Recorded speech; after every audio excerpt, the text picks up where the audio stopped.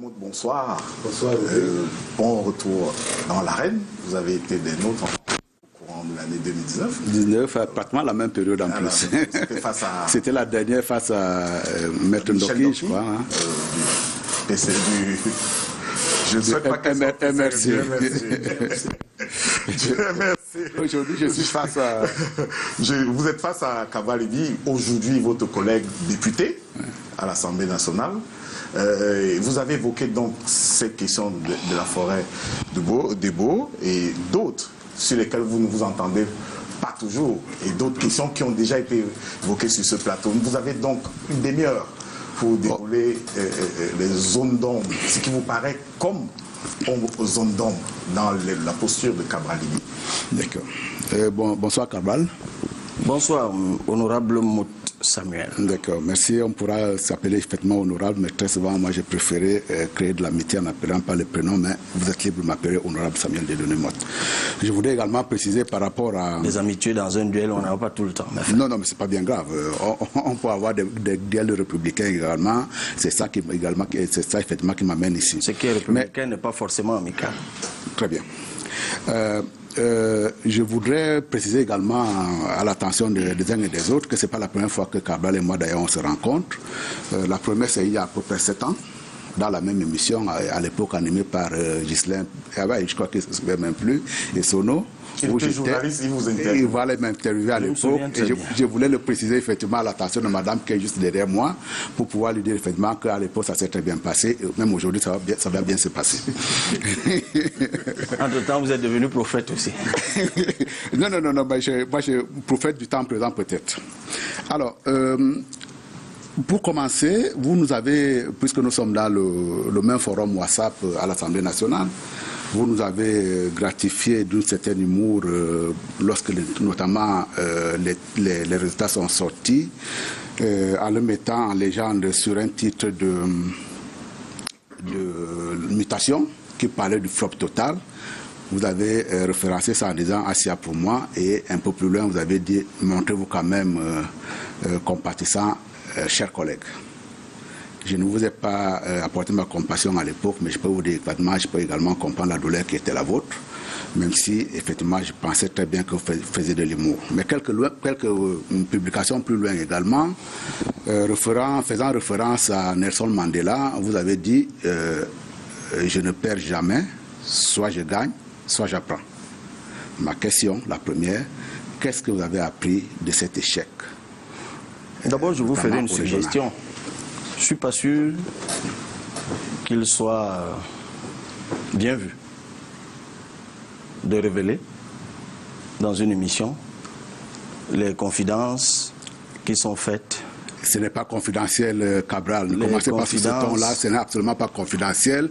On a un groupe parlementaire où il y a 180 élus, il n'y a absolument pas de confidence là-dessus. Je n'ai même pas achevé. Donc, j'étais en train de vous dire que je ne suis pas sûr qu'il soit absolument bien vu, que vous révéliez, le mot confidence vous pose problème, les échanges qui ont cours dans un forum interne de députés. Pas que ce que vous avez dit me pose problème, mais vous pourriez peut-être un jour dire autre chose. Ça ne va pas rassurer vos collègues, j'en suis sûr qu'ils sont forcément plus nombreux. Et quand je sais tout ce qui s'y dit des fois. Donc, pour revenir à votre question, je réponds oui. D'abord, j'ai appris. Et s'il y a une chose que j'ai apprise, c'est qu'en politique, effectivement, surtout lorsqu'on va aux élections, rien n'est acquis. Parce que justement, en allant à ces élections, je suis parti du postulat que des personnes qui ont reçu mandat du peuple 8 mois plus tôt devaient absolument voter pour le parti. Sauf que, effectivement, ces élections régionales sont un enseignement. Pas seulement pour le PCRN, mais pour le Cameroun tout entier, tout au moins pour la classe politique. Parce qu'à la différence des grands électeurs, comme je l'ai dit en début d'émission, aux États-Unis, où ce ne sont que des faire-valoir, des gens dont on est sûr de ce qu'ils vont décider ayant reçu mandat du peuple, en fait au Cameroun, les grands électeurs se comportent en réalité comme à une élection populaire. C'est-à-dire que lorsque vous battez campagne, vous devez battre campagne à l'endroit de vos propres militants qui sont grands électeurs, tout en battant campagne pour ou en direction des militants des autres partis politiques. Et je crois d'ailleurs que cela ressort un peu de l'esprit même du code électoral. Parce que lorsque vous voyez le cadrage de la campagne électorale des élections indirectes, ça ressemble à point pour point aux élections populaires. Vous avez 2 jours de campagne, on vous parle de mettre des affiches, et les quand vous interpelle où sont vos affiches.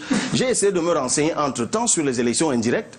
Par exemple en France, il arrive même que ça passe en France parfois, notamment au Sénat, sans même que les Français qui habitent à 10 mètres de là ne soient au courant. Donc il y a effectivement quelque chose, peut-être le législateur ne l'a pas voulu, qui a été aménagé et qui crée les conditions d'une élection populaire alors qu'il s'agit d'une élection indirecte. Ça peut, d'une certaine façon, influencer le subconscient des électeurs. Donc à l'avenir, c'est sûr, je ne me comporterai plus comme tel. Je devrais travailler et pour préserver absolument mes propres camarades, mes propres cadres, mes propres électeurs, et puis évidemment travailler en direction des autres. Mais s'il y a une chose absolument que j'ai apprise, c'est que maintenant que j'ai quand même plus de recul, plus de temps pour faire un meilleur casting, je ne suis pas sûr que je me permettrai encore d'investir des gens dont je ne suis pas sûr de l'infaillible fidélité aux idéaux du PCF. Même s'ils ont passé les primaires. Non, évidemment. Et ça se fera, l'écrémage se fera avant même qu'on arrive aux primaires. Parce que les critères pour participer aux primaires seront disqualifiants pour ceux dont nous savons très bien qu'ils n'épousent pas nos idéaux. Alors, honorable Cabral, Libye, là je n'apprends pas grand-chose de ce que vous avez véritablement appris, mais ou peut-être au fil des questions je pourrais également comprendre. Quel est le poids que vous donnez à la retenue, à la distance, à l'humilité quand vous faites des prises de décision? Parce que là, effectivement, l'élection passée 2 ou 3 jours après, j'ai vu une batterie de décisions, des gens qui sont suspendus, qui sont traduits au conseil de discipline. Tout à l'heure, vous rentrez aussi également dans le déni. Parce que, effectivement, quand je vous demande qu'est-ce que vous avez appris à titre personnel, quel est l'impact que cette élection-là, que ce flop-là, selon Mutation, a apporté sur votre façon personnelle de vous comporter. Vous avez tendance chaque fois à dire c'est les autres. C'est les autres qui n'ont pas bien compris les idéaux du parti, c'est les autres qui n'ont pas fait ceci. Soit dit en passant, également aux États-Unis, on admet très bien qu'un grand électeur puisse voter pour quelqu'un d'autre au point où il y a un certain nombre d'États qui prévoient à ce sens-là des sanctions. Donc, quand on est dans une situation de grand électeur, on n'en a pas dit que l'élection est acquise. C'est acquis très souvent quand il y a un score net qui se dégage. Dans le cas du Nyong Wekele, c'était quand même assez limite. La possibilité à ce que quelqu'un puisse basculer d'un camp à l'autre était forte, puisque vous-même vous l'avez dit, ça se jouait à 3 points. Donc, quel est votre rôle à vous? Qu'est-ce que vous avez compris en tant que leader d'opinion, en tant que leader de parti? Qu'est-ce que vous avez compris? Parce que là, chaque fois, je vous ai suivi tout à l'heure, quand on parle d'échec, vous dites c'est une contre-performance, c'est un déni. Quand on vous dit, vous avez sanctionné, vous dites non, on a en phase de restructuration, c'est un déni. Quand on dit effectivement, par rapport à vos relations avec Kumvondo, où est-ce qu'ils sont au beau-fils, vous dites effectivement, ils sont très au beau-fils, sauf qu'on vous a en même temps servi un espoir d'huissier, j'ai du mal à vous suivre. Et à titre personnel, qu'est-ce que vous avez tiré et qu'est-ce que la nation camerounaise pourra attendre du futur grand leader autoproclamé que vous êtes? Qu'est-ce qu'on pourra attendre de vous? Qu'est-ce que vous avez appris de cette échéance-là? Parce que vous parlez toujours de les autres n'ont pas bien fait leur travail. Le vôtre également, c'est lequel? Alors, pour avoir été enseignant, je sais bien distinguer les étudiants qui comprennent vite de ceux qui ne comprennent pas vite. Donc je vous comprends tout à fait que vous n'ayez pas compris. Mais très bien, je suis parmi les mauvais étudiants, ça fait partie souvent des choses qui demandent si vous avez compris ou pas compris. C'est pas vous faire insulte si vous ne comprenez pas vite. Ça arrive à tout être. Ça peut arriver également. Mais voilà, donc ne prenez pas mal. Mais je vais donc réexpliquer. Je n'ai pas besoin de votre complaisance. Je vais donc réexpliquer. Parce que lorsque je prenais sur moi, en reconnaissant que j'avais fait un mauvais casting, il me semble que c'est une leçon que je tirais sur moi. Si vous dites que vous avez fait un mauvais casting, ça veut dire que la personne que vous avez choisie est mauvaise. Principalement et accessoirement, peut-être vous êtes trompé. C'est ce que ça veut dire. Je vous le confirme. Le mauvais élève ne comprend pas très vite. C'est vraiment difficile de vous faire comprendre les choses. Ah ben si justement. Ah ben oui, ben je vous le dis. Parce que sachez, mais je vous comprends en même temps, vous n'avez certainement pas dirigé un parti politique de votre vie. Ah, c'est ça. Vous n'avez certainement pas pris des décisions qui engagent des vies, qui engagent une dynamique, qui engagent des carrières, qui engagent des destins. Vous sauriez que pour un leader, lorsqu'il a décidé, il assume la décision. Lorsqu'un leader a fait un mauvais choix, il assume. C'est parce que vous faites quand vous dites c'est la faute aux autres. Cela est d'autant plus vrai que dans un pays que vous avez cité, qui est les États-Unis, les leaders, pour de mauvais choix, démissionnent couramment. Et je suis d'autant plus étonné que vous n'ayez pas compris, parce que vous-même vous avez dit que dans certains États aux États-Unis, on a prévu des sanctions pour les grands électeurs qui n'auront pas respecté le vote populaire. Ça veut donc dire que lorsqu'on n'a pas respecté... Ça veut donc dire que lorsqu'on n'a pas respecté le vote populaire, aux États-Unis, dans certains États, on peut être sanctionné. Sauf que, une fois encore, vous avez tout mélangé. Aucun conseiller municipal du PCRN n'a fait l'objet dans l'Union équelée de sanctions depuis le 6 décembre. Peut-être que ça s'est passé dans une autre vie où vous étiez, mais au PCRN, ça n'a jamais été le cas. Autre chose, restructurer un parti, ce n'est pas sanctionner des gens. Pas du tout. Pardon? Parce que je suis sûr que même dans votre propre parti politique, oui, ce qu'on appelle sanction est bien précisé. Mais bon, je n'en sais pas ce qu'il en est. Mais pour le PCRN, laissez-moi vous édifier, la batterie de sanctions est connue. Oui. Suspension provisoire, exclusion temporaire, exclusion définitive, mais avant ça, avertissement et blâme. Voilà les sanctions prévues au PCRN. Si une de ces choses avait été prononcée, soit à l'endroit d'un électeur, d'un grand électeur, soit à l'endroit d'un responsable du parti politique, vous pourriez parler de sanctions. Donc je vous suggère, chers collègues, de réviser ce terme-là et peut-être de trouver un autre remplacement. Si c'est difficile pour vous, je peux vous en suggérer un. Ce n'est justement pas difficile parce qu'effectivement, je crois que c'est vous qui vous mêlez les pédales. Ce n'est pas parce qu'il y a une sanction formelle, elle a été formalisée quelque part qu'elle voulait valer les sanctions. Une sanction, effectivement, le simple fait que vous dites à une personne, je ne vous réponds pas demain ou après-demain, sur telle ou telle sollicitation, c'est une forme de sanction. Il ne faut pas nécessairement que ce n'est pas la codification qui fait la sanction. C'est le fait également que vous ayez pris une mesure de récrimination vis-à-vis de quelqu'un qui s'est comporté à un moment donné, que ce soit formalisé ou pas, qui constitue une sanction. Mais j'ai bien compris que vous voulez jouer les professeurs sur les plateaux. Moi, je suis un modèle citoyen, venu effectivement pour pouvoir discuter des choses de la République. Je vous laisse le soin de votre lexique. Pour moi, ces gens-là ont été sanctionnés. Alors, l'autre chose également, quand je vous demandais tout à l'heure qu'est-ce que vous avez appris de cet échec-là, qui n'est pas du tout en ce qui vous concerne un échec, mais plutôt une contre-performance, qu'est-ce qui vous laisse penser aujourd'hui que la base populaire à laquelle vous avez fait allusion est tout acquise à vous? Bien entendu, vous voyez très bien, vous avez certainement la même certitude il y a quelques mois, en disant qu'ayant nommé en plus, vous dites que ces gens-là ne sont pas fait élire. Je reviendrai sur ces termes-là, sur leur propre nom, bien entendu, mais également pas sur leur propre personnalité, mais parce que le leader Maximo a eu la droiture de les choisir. Qu'est-ce qui vous fait croire aujourd'hui que demain ou après-demain, cette base-là ne va pas vous faire défaut? Ok. Avant de m'essayer au prophétisme auquel vous m'invitez... Je pose des questions, Cabral.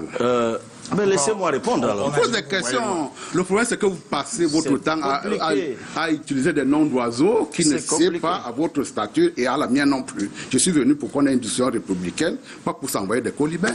Je ne suis peut-être pas ornithologue, mais croyez-moi, il y a très peu d'oiseaux qui s'appellent prophétisme. Mais, pour revenir à la question de la codification, figurez-vous, chers collègues, que face à vous, je pourrais. J'ai été enseignant, je vous l'ai dit. Moi aussi. Et le juriste que je suis. Je le suis plus ou moins. Ouais. Vous êtes juriste plus ou moins. Ouais. Vous l'êtes peut-être moins que plus. Ah, parce que sinon vous sauriez. Vous sauriez qu'en droit, il est dit, et c'est une maxime latine, nulla pena sine legem. Jamais on ne sanctionne si la peine a été prévue par la loi. Ça n'existe pas. On est dans un cadre formel, Cabral. On est dans le formel. C'est très difficile. Une sanction n'est pas nécessairement après, formalisée. Vous direz que vous n'avez pas compris. Quand je vous explique, écoutez. Je suis en train de vous dire. Est-ce que les coups de fouet de votre papa étaient formalisés quelque part? C'est pas possible. Ils n'étaient pas formalisés, pourtant c'était des sanctions. C'est pas possible. Maintenant, on ne parle plus d'organisation. On ne parle plus d'institution. On parle maintenant d'éducation parentale. Il faut que vous choisissiez ce que vous voulez. Mais écoutez... C'est vous qui vous perdez dans vos définitions. Je ne suis pas venu pour faire les lexiques des mots. Ce n'est pas une filiation de père et d'enfant. Peut-être dans le vôtre, c'est comme ça. Et ça explique maintenant beaucoup de choses. Mais je vous dis qu'au PCRN, c'est des gens... Au PCRN, c'est des gens... la famille. C'est des gens... Ben, écoutez, lisez-le... Ben voilà, on revient encore à ça. Lisez les textes du PCRN, vous saurez que chez nous, ça se passe comme ça. C'est-à-dire, nous pensons que dans une organisation sérieuse, et encore que, vous avez parlé du code de la famille tout à l'heure, l'un des droits parentaux sur les enfants, c'est le droit à la correction. Ah, merci que vous opiniez de la tête. N'oubliez pas de le dire à M. Mout. Il saura également que c'est prévu par le droit. Donc, je voudrais dire, mais oui, attention, c'est plus tard que ça a été modulé. C'est plus tard. C'est récent au Cameroun qu'on a interdit le fouet, et ça c'est à l'école, c'est pas à la maison. C'était pas prévu par la loi, c'est ce que je veux dire. Le droit de correction, ça veut dire c'est un droit qu'un parent a, et là encore c'est du droit, qu'un droit exerce sur sa progéniture. Donc pour revenir à la question de M. Mout, je disais que la codification, c'est elle qui sous-tend dans toute organisation sérieuse, dans toute institution et de surcroît dans un parti politique qui a la prétention de diriger un pays. On ne peut pas se lever un matin et on sanctionne les gens comme on veut. Ça ne se fera jamais au PCRN. Ça respectera les textes, les statuts, le règlement intérieur, le principe du contradictoire qui permet, et on parlait de M. Billon tout à l'heure, il a été convoqué et n'a pas déféré à la convocation. Il a donc été, comme ça se dit en droit, sanctionné par contumace et notifié par exploit d'huissier. Vous voyez comment nous sommes méticuleux. Et quand vous dites que tout à l'heure, j'ai dit que j'avais désigné des gens, j'ai dit que j'ai investi des gens. Mais ça m'étonne que vous ne sachiez pas que dans une organisation, il y a une personne désignée qui investit. Et je vous ai dit dans quelles conditions cela a été fait dans la récence de mon avènement à la tête d'un parti politique et qui a joué de l'ouverture et qui a investi du tout venant. Ça arrive. Et donc, je vous l'ai dit, j'ai pris la leçon du recul pour le casting, je l'ai dit très clairement et j'espère que cette fois vous l'avez bien compris. D'accord. Pour des décisions à la mitraillette, je ne suis pas sûr qu'il y a eu beaucoup de recul en cela, mais effectivement c'est vous le président. Décrivez la guerre. Vous assumez, je voudrais seulement faire, pour fermer la parenthèse tout à l'heure sur le lexique, les définitions juridiques n'ont de sens que dans le cadre des textes qui les utilisent. Et donc, vous ne pouvez pas me dire que c'est le droit qui définit, qui connaît le lexique, qui fait le lexique de la langue française, pas plus que de la langue anglaise. Quand on dit effectivement que... vous parlez, attendez, moi je parle de ce que vous avez voulu dire tout à l'heure. Vous manquez de clarté, mais vous voulez jouer au professeur. Une sanction, on ne peut pas dire que c'est quoi une sanction, c'est les blancs. Juste intelligible. Une sanction, c'est quelque chose qui a tendance à réprimer un fait. Une sanction, par exemple, ça peut être une rétrogradation. Ça peut être effectivement l'absence de promotion. Ça peut être également une prime qu'on vous donne en moins par rapport aux autres. Une affectation. C'est une affectation. On n'a pas besoin nécessairement que ce soit dans un code. Et donc, quand vous commencez à dire que vous êtes juriste et que vous voulez imposer la décision juridique à la place populaire, je trouve effectivement que vous manquez tout simplement d'éclectisme. Et donc, je ne voudrais pas m'attarder là-dessus.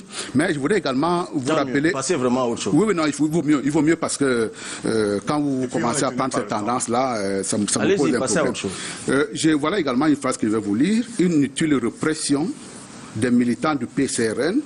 Ils ont le droit d'éprouver collectivement ou tout au moins ponctuellement la douleur de leur situation. Ça vous dit quelque chose, ça ?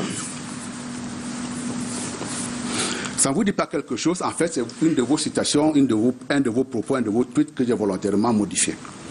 Vous disiez effectivement... vous l'avez modifié. Vous êtes terrible. Vous fabriquez des choses et vous me demandez de me reconnaître là-dedans. Allez-y, allez-y. Il n'aurait pas pu reconnaître. C'était pour illustrer quelque chose. Ça, c'est un trait de sa personnalité. Vous êtes très pressé.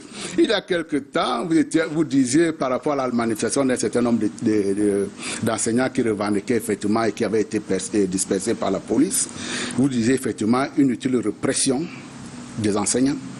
Et de répression, effectivement, c'est un thème très lourd ici. Ils ont le droit d'éprouver collectivement ou tout au moins spontanément la douleur de leur corps. Ce que j'ai dit tout à l'heure par rapport à ce que vous avez appris de cette échéance électorale, j'attendais à ce que Cabral Libye puisse gagner un peu en immunité, a cessé d'asséner sur la place publique un certain nombre de vérités, y compris celles qu'elle veut me faire des leçons de grammaire, qui ne sait pas à une personnalité publique qu'on attend de lui. Et dans le cas effectivement de cette répression-là, vous l'avez interrogé tout à l'heure sur la liberté d'expression. Quand on sanctionne un jeune militant parce qu'il a eu un écart de langage à un moment donné, ça pose quand même un problème. Et vous voyez très bien que pour une histoire plus ou moins relative que l'on pourrait gérer autrement, il est capable de mettre le feu là-dedans en faisant des tweets enflammés comme celui-là. Effectivement, appliqué à lui, vous avez bien vu que ça l'a fait sursauter tout à l'heure. Mais parler ainsi des problèmes de la République alors qu'il entend gérer ce pays, de telle manière à pouvoir mettre du feu là où on attendait de l'apaisement, ça me pose un problème. Et donc c'est pour cette raison-là, à quel moment est-ce que nous allons avoir ces leaders humbles-là qui écoutent les gens et qui prennent des positions en fonction des situations et en tenant compte des contextes. Parce que j'ai comme l'impression que Cabral Libye est tout le temps en train d'asséner des vérités révélées. En plus, il fait chaque fois référence à la religion. Il fait tout le temps appel à des vérités toutes faites, à des formules très sentencieuses. Ce serait quand même bien que dans une république, que premièrement, que Cabral Libye ait du respect pour moi. Je suis vraiment outré de voir qu'aujourd'hui, là, ce respect me fait défaut. Mais également que l'on soit respectueux des gens qui nous entourent. À quand est-ce qu'on va trouver en face de nous un leader humble? Ok. Parce que vous doutez de mon humilité, alors c'est une vérité établie. Non, c'est une question que je pose. Visiblement, c'est ma fermeté qui vous pose problème. Non, je suis tout aussi ferme que vous. Si c'était au moins possible pour vous d'écouter, ce serait plus humble. Je vais vous dire ceci, monsieur. Vous êtes dans des bricolages que vous essayez de loger dans une accusation d'orgueil. Je prends ça pour moi. Je serai toujours ferme lorsqu'on dira des choses qui ne sont pas correctes. Très bien. Vous avez un souci tout simple, celui de l'écoute. Tout à l'heure, à la question de M. Guizana, s'il y a une chose que j'ai dite, c'est que je prenais sur moi ma part de responsabilité. Et j'ai même dit que si, parce qu'il a employé le terme de votre sanction, vous vous rappelez, vous avez posé cette question. J'ai dit, je cite, que malheureusement, je n'ai pas la certitude que c'est cela. J'ai ajouté en disant, j'aurais même souhaité que ce fût le cas. Mais même si c'était le cas, je leur ai dit, et ça a été dit, pendant que vous étiez dans ce studio, que j'avais saisi le message. Et que cela m'amenait donc à revoir un certain nombre de choses. Si vous aviez voulu écouter, vous l'auriez entendu. Plutôt que de faire cela, vous faites du bricolage, vous faites donc des manipulations de tweets, comme vous l'avez vous-même dit tout à l'heure, volontaire. Vous prenez un tweet que j'ai fait sur une répression policière. Une répression. Exactement, sur une répression policière qui a été exercée sur des enseignants qui exprimaient leur douleur. Mais vous êtes tellement fort. Qui n'ont pas respecté la règle. On est absolument d'accord. C'est bien ça. On est absolument d'accord. On est absolument d'accord. Dans ce cas, qu'est-ce qu'il faut faire? Dans ce cas, justement, il faut les écouter. Et c'est ce que nous avons fait pour la personne. Vous avez écouté les gens là en 48 avant de les sanctionner? Non, pas Billon nécessairement. Tous les gens qui ont été sanctionnés, même comme ils recusent le terme de sanction. Non, pas pour le cas de Billon. Sauf si vous-même, Rodrigue Tongué, vous retenez que la sanction elle est nécessairement formalisée. Mais dans le langage populaire, dans le langage, dans le lexique de la langue française, la sanction n'est pas nécessairement quelque chose de formel. Dans le cas également des gens qui ont été rétrogradés dans l'Union Ekele, c'est des sanctions. Je ne sais pas à quel moment ils ont été convoqués pour pouvoir dire que la sanction résulte tout simplement du fait qu'ils n'ont pas été convoqués. Ok. Je vais donc continuer. Je crois qu'on avait évacué la question. Si la sanction, le mot sanction est vraiment effectivement dans le dictionnaire. Il est dans le dictionnaire de la langue française. Il n'est pas dans le dictionnaire juridique nécessairement. L'exercice et l'application de la sanction relèvent du droit, des textes, des statuts, des codes. Et c'est d'autant plus étonnant que le premier à employer le terme codification sur ce plateau, c'était bien M. Mout. Mais bon, il est comme ça. J'étais donc en train de dire, et je voulais finir, qu'il fait un parallèle, mais absolument inintelligible. D'un côté, on appelle à écouter des gens qui expriment une colère, et nous jugeons que c'est inutile. Nous l'avons même dit avant. Souvenez-vous, lui qui est un chercheur des tweets, aurait certainement dû trouver celui que j'avais fait sur la crise anglophone. Lorsqu'à l'époque je disais que c'était inutile de réprimer des avocats qui marchaient à Bamenda et qu'il fallait les écouter. Lorsque j'avais dit à l'époque qu'il était inutile de réprimer les leaders du consortium. Il a certainement retrouvé ça. Et il fait un parallèle avec une situation qui est toute simple, où une personne a été convoquée par une instance compétente territorialement. Cette personne qui aurait donc dû venir s'expliquer sur le principe du contradictoire, faire éventuellement amende honorable, c'est prévu par les textes, n'a pas jugé utile de déférer. Vous voyez le bricolage qu'il veut faire, peut-être pour faire bonne impression, je ne sais à qui. Non, rendez-vous plus utile, honorable. Très bien. On sort. Honorable. Non, on ne peut pas sortir avec d'autres questions à poser, mais bon. On a fait plus de 30 minutes, c'est des bricolages peut-être, mais tout de même, je veux dire, c'était le coup peut-être de l'intervention que je voulais avoir tout à l'heure, c'est de dire effectivement que Cabral Libye veut s'illustrer comme étant un donneur de leçons. D'ailleurs, il l'a fait tout au long de ce duel.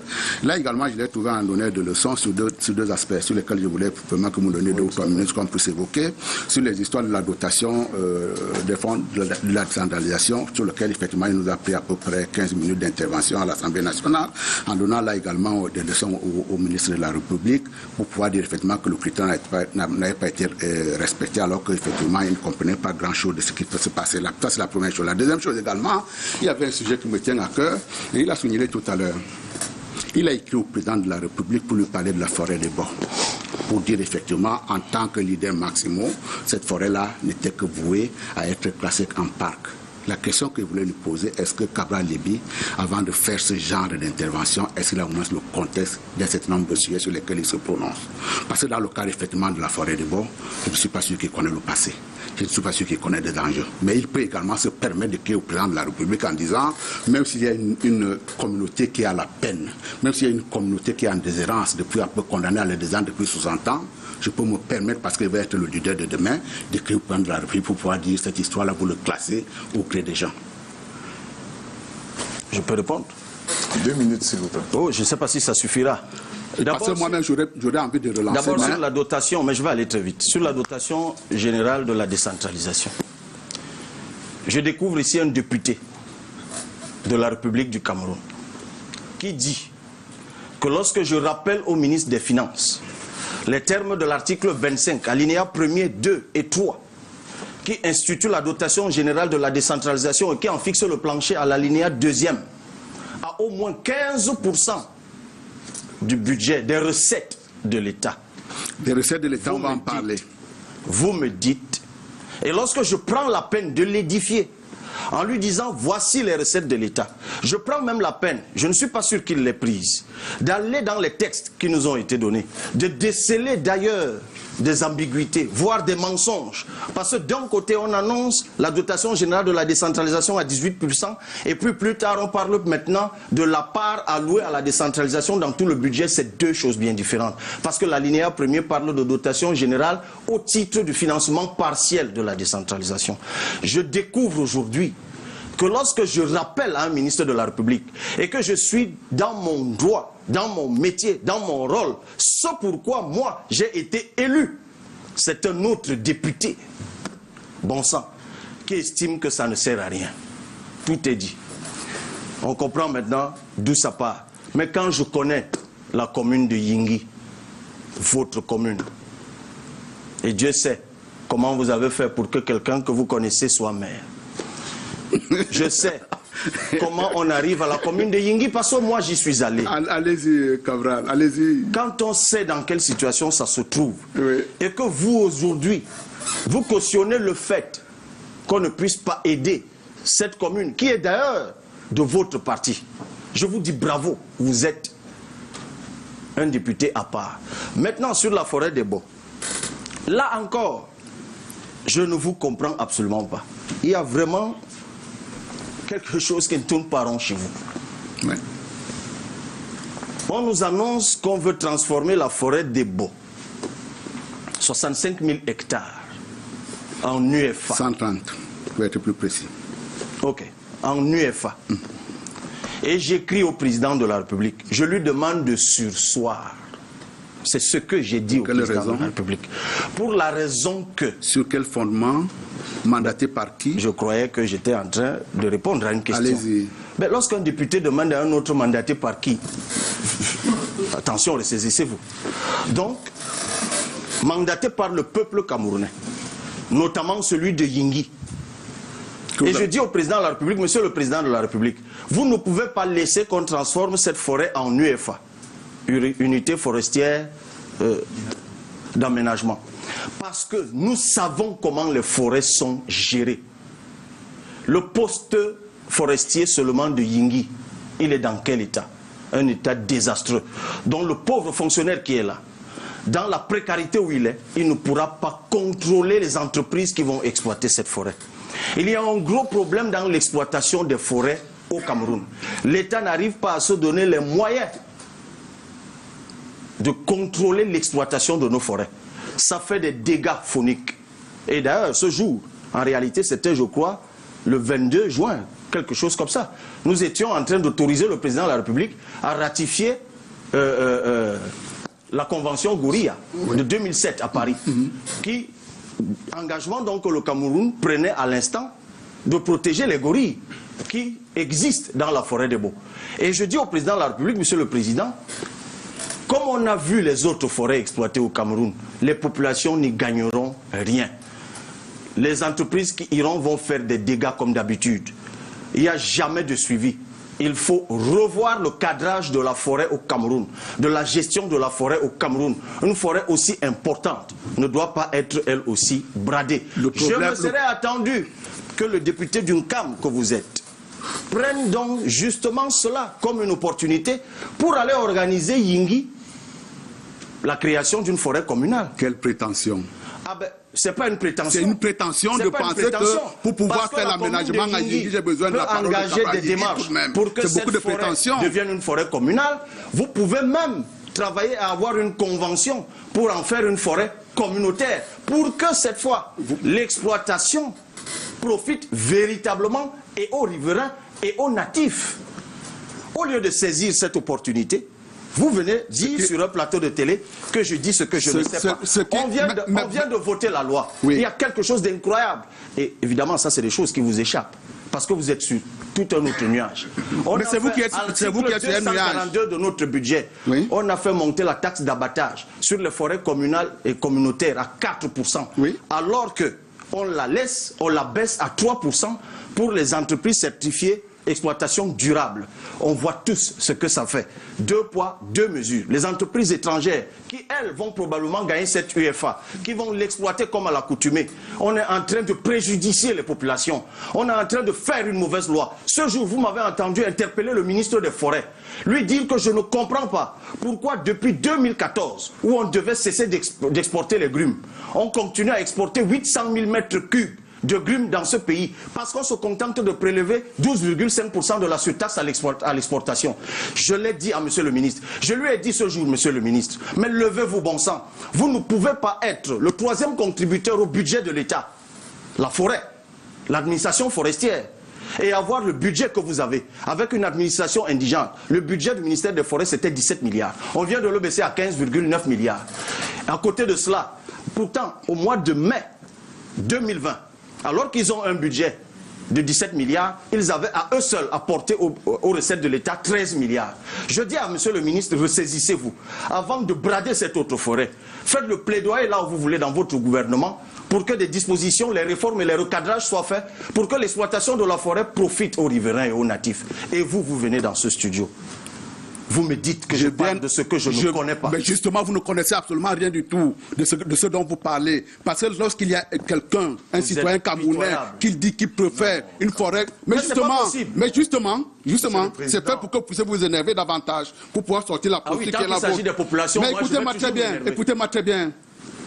Rodrigue Tongue, faites le tour du Cameroun. S'il y a un citoyen camerounais qui me dit qu'il préfère une forêt communautaire à l'UEFA, c'est qu'effectivement c'est un martien celui-là. Ce sont les martiens qui le supportent. S'il y a quelqu'un dans toute la République du Cameroun qui vous dit effectivement que les forêts communales sont les mieux gérées au Cameroun, effectivement c'est le sens de ma bataille à Yingui, où effectivement les forêts communautaires et les forêts communales font l'objet de privatisation. Dans le cas de ce qui s'est passé, effectivement, quand je dis qu'il ne connaît absolument rien du sujet, il commence par l'UEFA. Effectivement, la bataille sur le massif forestier de Baux, c'est une bataille séculaire qui commence depuis 1963. Cabral Libi ne connaît pas le contexte, mais il se prononce quand même, qui s'enchaîne également par un classement forcé à un impact d'aménagement, dans lequel on vous dit effectivement que les populations qui ont été déguerpies dans les années 60 ne peuvent pas rentrer chez eux. Moi, je suis un natif de là-bas. Le minimum d'humilité voudrait que Cabral Libi, effectivement, avant de prendre position, qu'il consulte son confrère. Vous proposez quoi? Mais effectivement, c'était le meilleur moyen, effectivement, de faire en sorte que les populations puissent repartir chez eux, parce qu'à travers l'UEFA, on avait des possibilités d'avoir un certain nombre d'infrastructures que pour le moment qui nous font défaut. Et dans le cas d'effectivement Cabral Libi, j'ai demandé au président de la République, là également, aussi. Mais je ne viendrai pas demander le cultus pour pouvoir savoir comment est-ce que la forêt est gérée chez moi. J'ai demandé au président de la République d'organiser une consultation populaire sanctionnée par un vote dans la localité pour pouvoir savoir effectivement ce que les populations veulent. Il ne faut pas, parce qu'on pense qu'on a un destin national, que l'on peut se permettre de dire tout et rien à la fois. Ce que vous avez dit dans le cas de la forêt de bois, effectivement, c'est tout et rien à la fois. Pour pouvoir terminer sur la décentralisation, les 15%, il s'est trompé, lourdement trompé, dans les calculs qu'il faisait. Aujourd'hui, la dotation sur la décentralisation est au-dessus des 15% qui sont réglementaires. On est à 18%. Je voudrais m'arrêter là-dessus. Merci. Merci pour j'ai pas la possibilité de réagir. Oui, vous allez réagir, vous allez réagir. Un peu plus tard, il sera pas là. Oui, oui, bien sûr.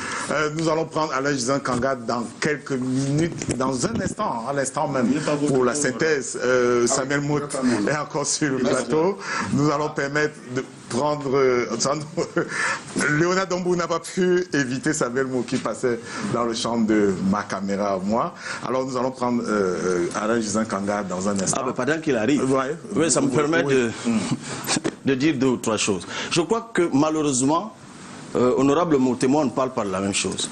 S'il mène une bataille, s'il mène une bataille pour la reconnaissance des droits historiques des natifs, il est absolument dans son droit. Moi, tout ce que je disais au président de la République, c'est de surseoir.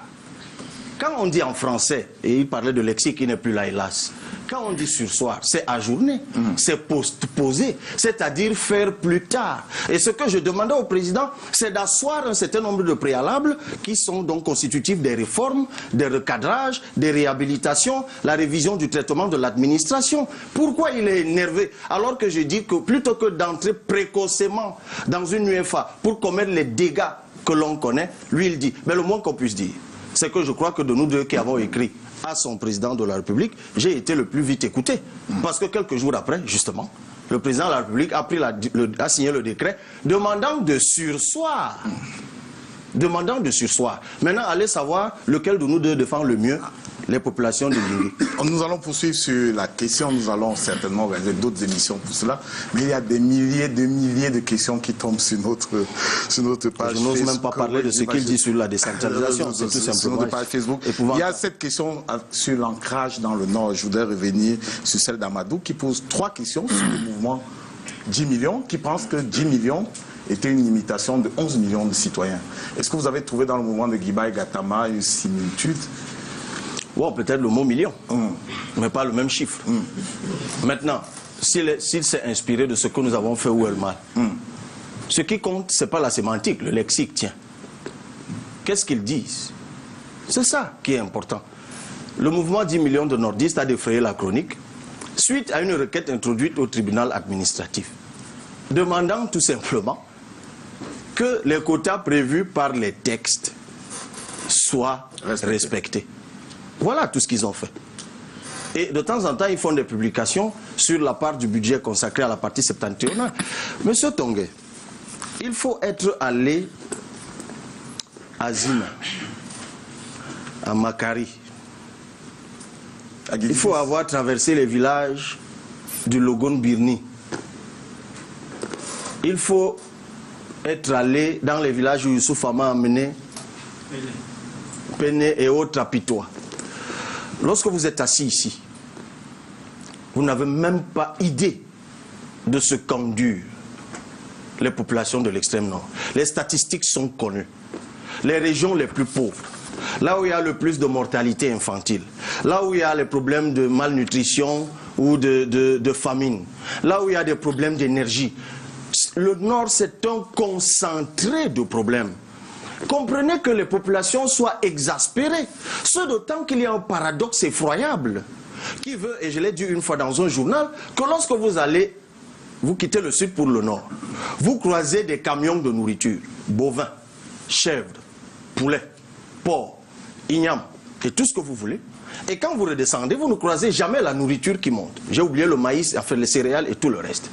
Donc, il y a même un paradoxe qui veut que la nourriture que nous mangeons au sud vienne du nord. Vous savez qu'il y a un arachide qu'on appelle garoua. Ah ben c'est pas moi qui l'ai baptisé comme ça. C'est parce que ça vient effectivement du septentrion. Et que ça contraste avec la réalité. Lorsque les jeunes de cette partie du pays se mobilisent, et c'est comme je disais pour les enseignants, c'est comme je disais pour les anglophones, plutôt que de les écouter, mais qu'est-ce qu'on fait? On interdit un matin 10 millions de nordistes, on leur prête toutes sortes d'intentions de mettre le pays à feu et à sang. Mais non, écoutez-les. Ils sont en train de vous dire, nous, on en a marre. Et autre chose de plus frustrant, et ça je l'ai vécu à Koussiri. Vous voyez, quand vous voyez le nombre de programmes qui sont initiés et les milliards que ça charrie au ministère des Pêches, de l'Agriculture, quand vous allez là-bas, le Planut et tout ce que vous voulez, vous voyez des véhicules, mais en nombre impressionnant, sur lesquels on a estampillé les noms des programmes. Tous ces véhicules luttent contre la famine. Tous ces véhicules, enfin, je veux dire, les programmes inscrits sur les véhicules flambant neufs, des 4x4 la plupart du temps.